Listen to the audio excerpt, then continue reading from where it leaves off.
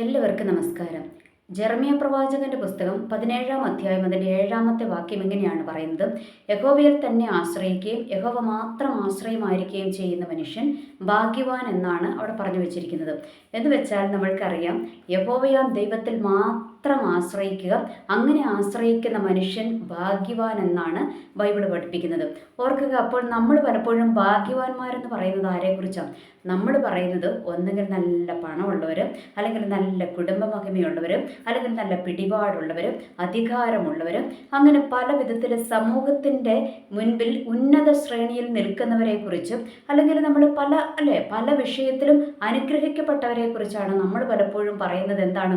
ഒരു അവർ ഭാഗ്യമുള്ളവരാ എന്ന് പറയും. ഇനി ചിലപ്പോൾ ചില അപകടങ്ങളിൽ നിന്ന് രക്ഷപ്പെട്ടു കഴിയുമ്പോഴൊക്കെ പറയും, എന്താണ്? അയ്യോ, ഭാഗ്യം കൊണ്ട് രക്ഷപ്പെട്ടു എന്ന് പറയും, അല്ലെങ്കിൽ ഭാഗ്യം കൊണ്ട് കിട്ടി എന്നൊക്കെ പറയാറുണ്ട്. എന്നാൽ ഇവിടെ ദൈവത്തിൻ്റെ വചനം നമ്മളെ പഠിപ്പിക്കുന്നത് എന്താണ്?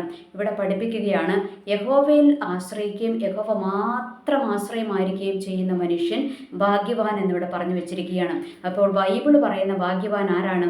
യഹോവയിൽ തന്നെ ആശ്രയിക്കുകയും യഹോവ മാത്രം ആശ്രയമായിരിക്കുകയും ചെയ്യുന്ന മനുഷ്യനാണ് ഭാഗ്യവാൻ എന്നാണ് ദൈവത്തിൻ്റെ വചനം നമ്മളെ പഠിപ്പിക്കുന്നത്.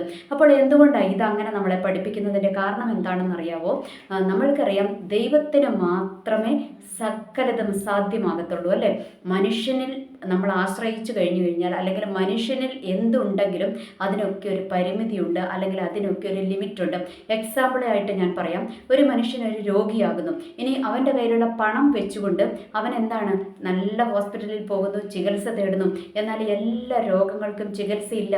ഇനി ചിലപ്പോൾ ചില മൈന്യൂട്ടായിട്ടുള്ള അസുഖമാണെങ്കിൽ പോലും അത് ചിലപ്പോൾ കോംപ്ലിക്കേറ്റഡ് ആയിട്ട് മാറുന്ന സിറ്റുവേഷൻ വരും.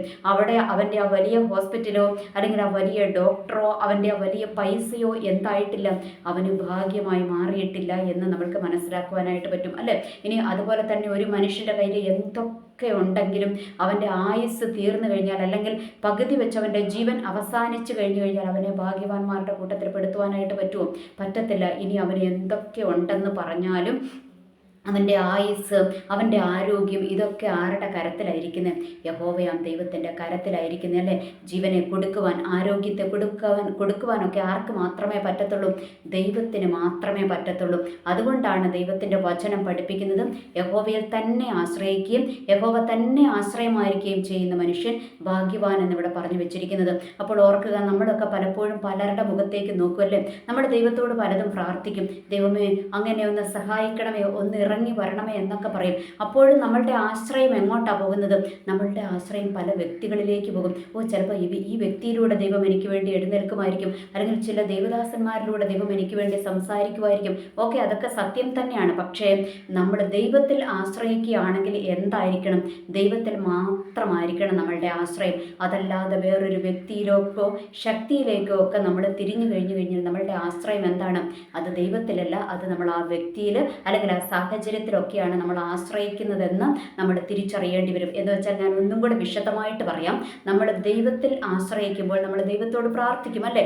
ദൈവത്തോട് നമ്മൾ പ്രാർത്ഥിക്കും, ദൈവമേ അങ്ങനെ ഇറങ്ങി വന്നൊന്ന് സഹായിക്കണമേ, അങ്ങൊന്ന് ആകാശം കീറി ഇറങ്ങി വരണമേ, അല്ലെങ്കിൽ ആകാശം ചായച്ചിറങ്ങി വരണമേ എന്നൊക്കെ നമ്മൾ പറഞ്ഞ് പ്രാർത്ഥിക്കും. പക്ഷേ ഈ പ്രാർത്ഥന ഒരു ഭാഗത്ത് നടക്കുമ്പോൾ നമ്മളുടെ ഫോക്കസ് വേറെ എങ്ങോട്ടെങ്കിലും ആണ് എങ്കിൽ ഓർക്കുക, നമ്മളുടെ ആശ്രയം എവിടെയല്ല? ദൈവത്തിലല്ല. ദൈവത്തിൽ ആശ്രയിക്കുന്ന മനുഷ്യൻ എന്ത് ചെയ്യും? ആ മനുഷ്യൻ മറ്റൊന്നിലും ആശ്രയിക്കത്തില്ല, വേറൊരു വ്യക്തിയുടെ മുഖത്തോട്ട് നോക്കത്തില്ല, വേറൊരു സാഹചര്യങ്ങളിലേക്ക് നോക്കത്തില്ല. അവൻ എങ്ങോട്ട് മാത്രമേ നോക്കത്തുള്ളൂ? ദൈവത്തിൽ മാത്രമേ ആശ്രയിക്കത്തുള്ളൂ. കാരണം എന്താണെന്നറിയാമോ? ഈ ദൈവത്തിൽ ആശ്രയിച്ചു കഴിയുമ്പോൾ ദൈവം നമ്മൾ വിചാരിക്കുന്ന സ്ഥലത്തൂടെ ഒന്നും, അല്ലെങ്കിൽ നമ്മൾ വിചാരിക്കുന്ന വ്യക്തികളിലൂടെ ഒന്നും ആയിരിക്കുകയല്ല ദൈവം പ്രവർത്തിക്കുന്നത്. നമ്മൾ വിചാരിക്കാത്ത പല വഴികളിലൂടെ ആയിരിക്കും ദൈവം നമ്മൾക്ക് വേണ്ടി ഇറങ്ങി വരുന്നത്. അത് ഏത് സിറ്റുവേഷൻ ആണെങ്കിലും അങ്ങനെ തന്നെയാണ്. നമ്മൾ വിചാരിക്കാത്ത ഇടത്തു നിന്നായിരിക്കും ദൈവം നമ്മൾക്ക് വേണ്ടി ഇറങ്ങി വന്ന് പ്രവർത്തിക്കുന്നത്. അതുകൊണ്ട് ഓർക്കുക, ദൈവത്തിൽ ആശ്രയിക്കുക എന്ന് പറഞ്ഞാൽ നമ്മൾ എന്താണ്? ദൈവത്തിൽ മാത്രം ആശ്രയിക്കണം. അതാണ് ദൈവത്തിൻ്റെ വചനം നമ്മളെ പഠിപ്പിക്കുന്നത്. പലപ്പോഴും എൻ്റെ ജീവിതത്തിൽ ഞാൻ എപ്പോഴും പറയും, ഞാൻ ദൈവത്തിൽ ആശ്രയിക്കുന്നു എന്ന് പറയും. പക്ഷേ പലപ്പോഴും മുഖം എങ്ങോട്ട് പോകും? വേറെ പലരുടെയും മുഖത്തോട്ട് നോക്കും. ആ വ്യക്തി സഹായിക്കുമായിരിക്കും, ഈ വ്യക്തി സഹായിക്കുമായിരിക്കും. എന്ന് വെച്ചാൽ സഹായം എന്ന് പറഞ്ഞാൽ സാമ്പത്തികത്തിൻ്റെ കാര്യം മാത്രമല്ല, പല വിഷയങ്ങളും അല്ലേ, അല്ലെങ്കിൽ ഈ വ്യക്തി നമ്മൾക്ക് വേണ്ടി ഇടപെടുമായിരിക്കും, ഈ വ്യക്തി നമ്മൾക്ക് വേണ്ടി സംസാരിക്കുമായിരിക്കും, ഈ വ്യക്തി നമ്മൾക്ക് വേണ്ടി ചെയ്യുമായിരിക്കും എന്നൊക്കെ പറഞ്ഞ് നമ്മൾ പല വ്യക്തികളുടെ മുഖത്തോട്ടും നോക്കിപ്പോകും അല്ലേ. ഞാനും അങ്ങനെയായിരുന്നു. എന്നാൽ ദൈവം എന്നെ വളരെ ശക്തമായിട്ട് പഠിപ്പിച്ച ഒരു കാര്യമാണ്, ദൈവത്തിൽ ആശ്രയിക്കുക എന്ന് പറഞ്ഞാൽ കംപ്ലീറ്റ് 100% ആശ്രയം എവിടെയായിരിക്കണം? ദൈവത്തിൽ മാത്രമായിരിക്കണം. അതിൻ്റെ ഇടയ്ക്ക് നമ്മൾ വേറെ പല വഴികൾ തിരഞ്ഞെടുത്ത് വെച്ചിട്ട് ദൈവത്തിൽ ആശ്രയിക്കുകയല്ല ചെയ്യേണ്ടത്.